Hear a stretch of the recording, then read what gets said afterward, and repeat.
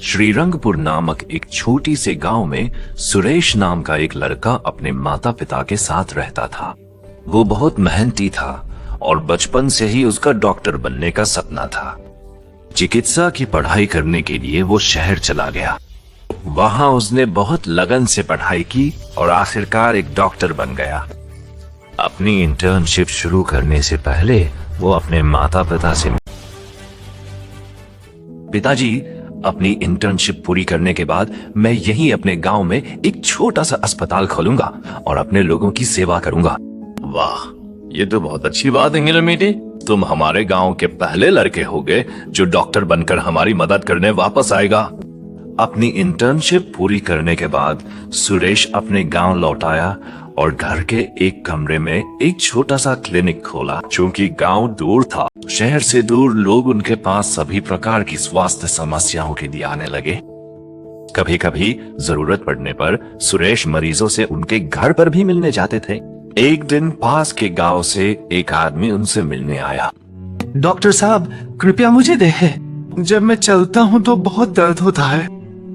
मैंने सुना है कि आपकी दवाएं इतनी अच्छी काम करती हैं कि किसी को वापस आने की जरूरत नहीं पड़ती।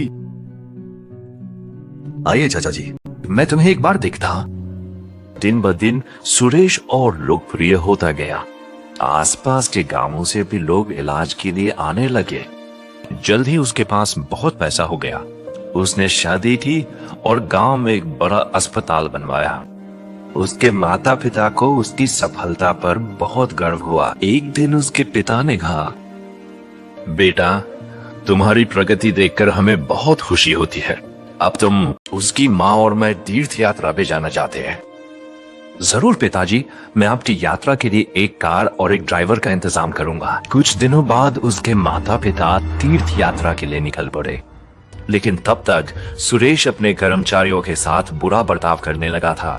क्योंकि वो एक डॉक्टर था, किसी की हिम्मत नहीं हुई कुछ कहने की।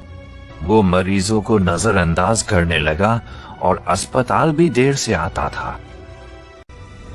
एक दिन गांव के पास एक बड़ा हादसा हो गया। 2 लोग बुरी तरह घायल हो गए और एक ग्रामीण ने सुरेश को बुलाया। नमस्ते, क्या मैं डॉक्टर सुरेश से बात कर सकता हूँ?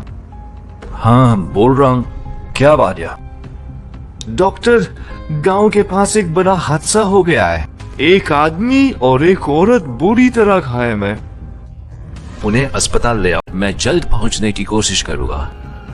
उसने ये कहा और फोन काट दिया। फिर उसने अपना फोन बंद कर दिया। उसे अब कोई परवाह नहीं थी। गांव वाले ने बार बार फोन करने की कोशिश की पर उससे संपर्क नहीं हो पाया। बाद में सुरेश अपने तय समय पर अस्पताल पहुंचा। वही गांव वाला उसके पास भागा आया। नमस्ते सर, मैं वही हूँ जिसने मैंने आपको बुलाया। कृपया इन दोनों मरीजों को देखें। मैंने दुर्घटना देखी और उन्हें यहाँ ले आया। हम उन्हें ऑपरेशन थिएटर ले रहे हैं। आदमी की बात पूरी होने से पहले ही सुरेश ने उसे टोक दिया। देखो, ये एक पुलिस केस है। पुलिस के आने के बाद ही हम कुछ कर सकते हैं। तभी कंपाउंडर दौड़ता हुआ आया।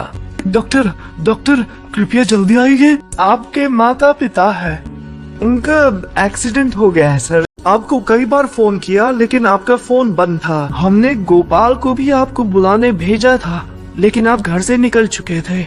हमने उनकी प्राथमिक चिकित्सा शुरू कर दी है। कृपया जल्दी आएं। ये सुनकर सुरेश सुन्न हो गया। वो ऑपरेशन थिएटर की ओर भागा और अपने माता पिता का इलाज करने लगा। सर्जरी के बाद वो बुरी तरह रोता हुआ बाहर आया। उसे अपनी गलती का एहसास हुआ। उसने उस आदमी को धन्यवाद दिया जो उन्हें लाया था। उस दिन से उसका घमंड पूरी तरह गायब हो गया। पूरी तरह से। अब चाहे जब भी कोई फोन आता है, आधी रात को भी, डॉक्टर सुरेश बिना देर किए अस्पताल पहुंच जाते हैं।